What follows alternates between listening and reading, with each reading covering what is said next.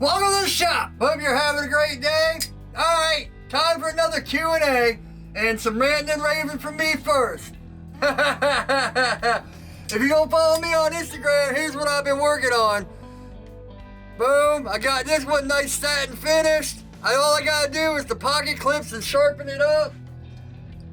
And this one, look at that hamon. Woo-wee! Yeah, man. So these two might be up. I have a few people already asking about them, but we'll see. The last person asked about that bushcraft got back to me but never paid me, so that might be going up on my website, which I actually put up in the cards. It's the first down in the description. I got shirts on there, all that good stuff. Do me a favor, make sure to like, subscribe, hit the bell. Oh, can't see my face. Make sure to like, subscribe, hit the bell. Leave me some comments, your questions, tips, all that for the next one, because we're running out. I'm a little low this week, but I can probably always ramble and stuff. So the whole rant and rave is going to be about this comment right here from Steven. He says, and I said this for years too, oh man, one day I'll get the folders, one day, you know. Oh man, I got a long way to go before I can get the folders. And man, I'll tell you what, it's, you know, I see two sides of it, because it's good to wait until you get better at knife making and then tackle folders, but the more you keep sight, because man, I went, what, 4 or 5 years before I even made my first folder, and I should have done it 2 or 3 years ago. So, you know, always saying, oh, one day I'll get to it. Now, the other side of the coin is guys that don't know how to make knives and they jump right in the folders. I see that a lot too. I see that a lot too. Good Lord. I'm all amped up. All this fasting I've been doing. If you don't, like I said, if you don't follow me on Instagram, man, I've been doing like 20-hour fast and 16-hour fast, at least 12 every day. I'm down like 12 pounds, so woo, I'm happy about that, but man, I'm amped up all the time.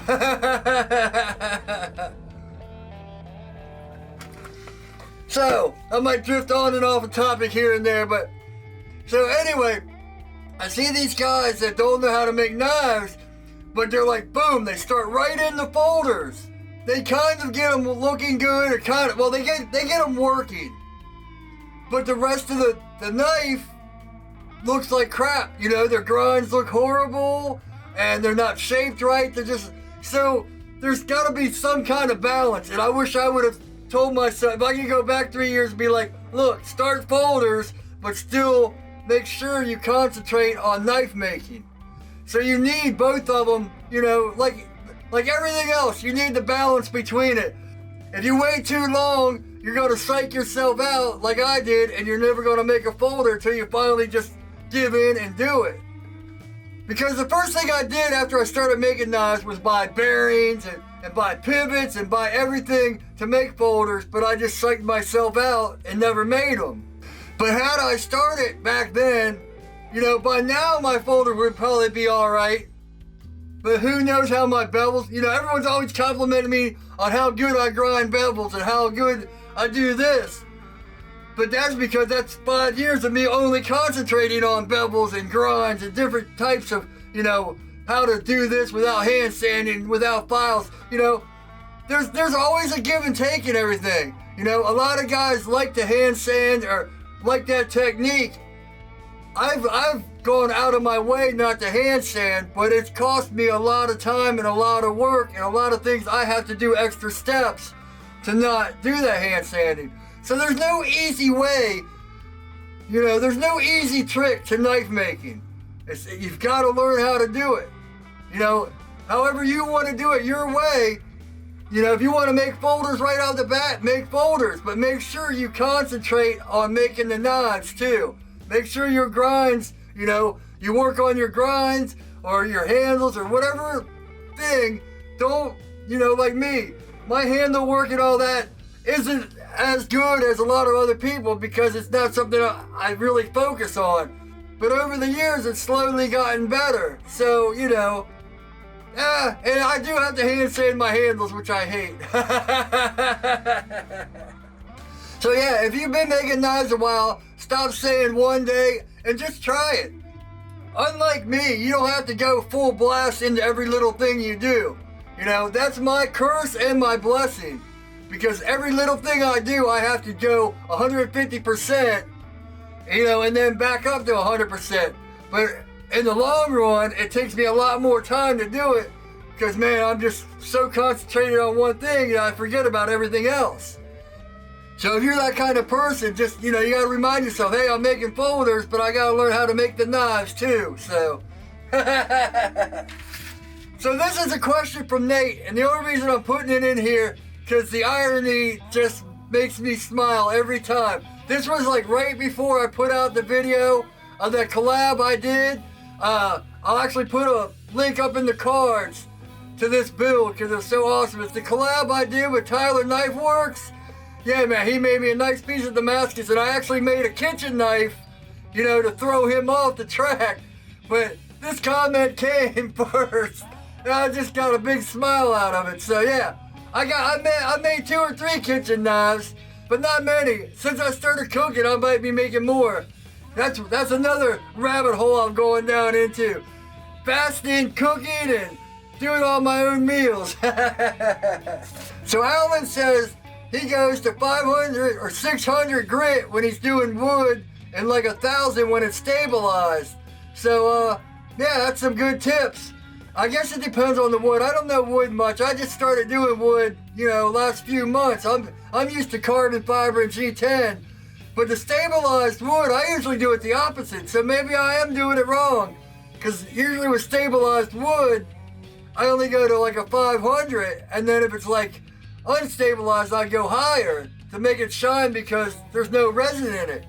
But you know, like everything else, I'm probably doing it backwards.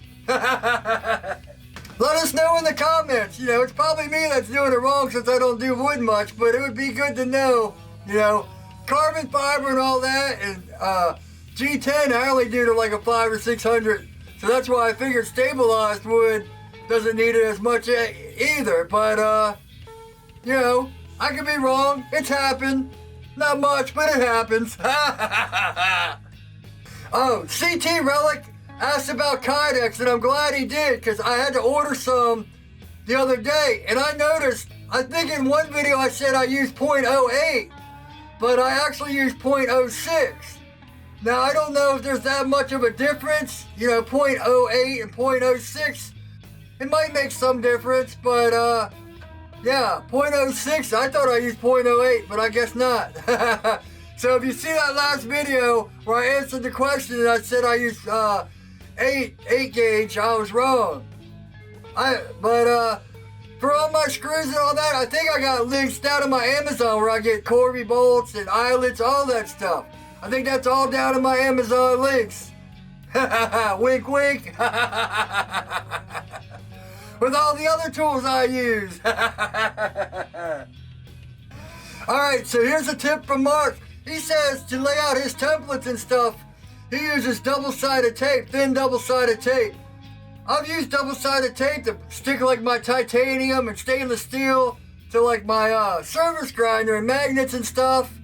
And I'll tell you, I hate two-sided tape. It's such a pain in the ass to mess with. And, you know, and I've got fingernails. I can't imagine trying to strip both sides off the tape with no fingernails. And most people don't have fingernails. I only have them for guitars. So, but man, anything I can do to avoid double-sided tape, I do. But you know, some people like it, and they're good with it. And, you know, I've tried everything where you put one side down and then you try to grab the top so it pulls off, or try to, it's so frustrating for me. A little bit of spray adhesive, and boom, I'm good. Or the double-sided painter's tape with super glue in the middle. Those are but you know, everyone has their own thing. I've tried double-sided tape, it's just, man, it always seems like a huge fight. Kind of like when you go to the post office to mail something, you have to sit there and fight that little piece to come up, and it's like, it never comes up. You have to like tear half of it, and So Mitchell has a question I don't really have an answer for. He asks how I price my knives, and I gotta be honest, I kind of just guess. What would someone want to pay? What would I pay you know, if I was interested in this knife or in this maker, see, a lot of times it's not even the knife. A lot of times it's like, oh man, I like this maker. It's kind of like a popularity contest. A lot of times you like that maker, or you like this guy's videos, or you're interested, or you've learned a lot from this guy and you want to support him. So you're like, oh, I'm gonna buy his knife. People that are, you know, the more people start buying your stuff, the more people are like, oh yeah, I like this guy's knife, and the more things, you know, the more reputable you get. I can't speak. You know, the more people are willing to put some money into it. So you're gonna have to ask yourself, you know, what would I pay for this knife? You know, if I like this guy's work, if I knew he was good, all these things. It's taken me a long time to start selling knives and getting to a point where I can roll. You know, a lot of my knives set up on my website for probably 8 months, 6 months, but and I don't know how to sell things. So, you know, pricing your knives, it really depends on how good of a salesman you are, or how many people like your work, or know your work. I had a friend on Instagram ask me about, you know, I guess he got kicked off Facebook, and he's like, should I make another account for Facebook? And, you know, and this is the same reason I'm on TikTok. It's like, look, the more places you get your stuff out there, the more you never know who's going to see it and who's going to like it.